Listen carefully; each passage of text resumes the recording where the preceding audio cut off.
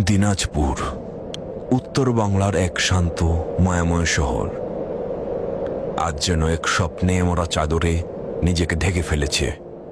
চারিদিকে নেমে এসেছে সাদা তুষারের নিস্তব্ধতা।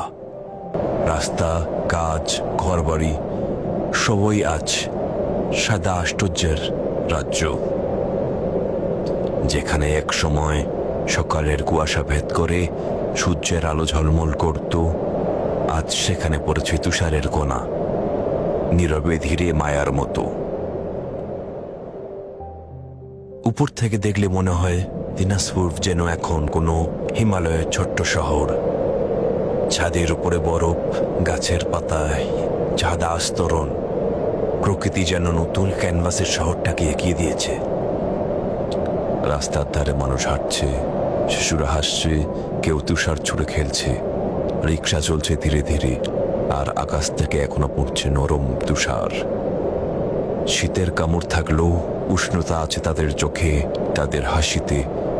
এ যেন এক অনন্য মুহূর্ত যেখানে শীত ভালোবাসা ছড়িয়ে দিয়েছে। প্রকৃতির মাঝে মাঝে আমাদের চমকে দেয়, তার অজানা সৌন্দর্যকে ডেকে নেয় নতুন এক অনুভবে।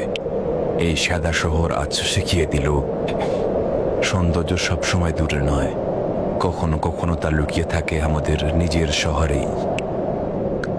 দিনাজপুরের এই অজানা রূপ হয়তো কিছু সময়ের জন্য, কিন্তু তার স্মৃতি রয়ে যাবে চিরকাল। বরফে ঢাকা এই শহর আমাদের মনে করিয়ে দেয়, শীত মানে শুধু ঠান্ডা নয়, এক নিস্তব্ধ ভালোবাসা যা ছুঁয়ে যায় হৃদয়ের গভীরে।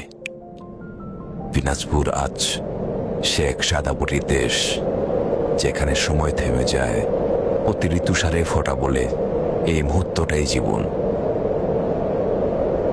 শীতের এমন তীব্রতা, এমন দৃশ্য বাংলাদেশে কেউ কল্পনাও করেনি। দিনাজপুরের এই রূপ শুধু আবহাওয়ার পরিবর্তন নয়, এ এক প্রতীক। প্রকৃতি কখনো কখনো নিজের জাদু দেখিয়ে আমাদের অবাক করে দেয়। এজন্য পৃথিবীর এক নতুন অধ্যায়, যেখানে দিনাজপুর পরিণত হয়েছে এক অচেনা শীতের রাজ্যের। মানুষ থমকে গেছে, তাকিয়ে আছে আকাশের দিকে, যেন বিশ্বাসই করতে পারছে না এ শহরেও বরফ পড়ে। কখনো কখনো প্রকৃতি আমাদের শেখায়, অলৌকিকতা দূরে নয়, তা ঘটতে পারে এখানেই, আমাদের আপন শহরেই। তুষারের নিচে ঢাকা দিনাজপুর আজ এক প্রতীক, যে শহর নিজের রূপ বদলে নতুন গল্প লিখছে সময়ের পাতায়।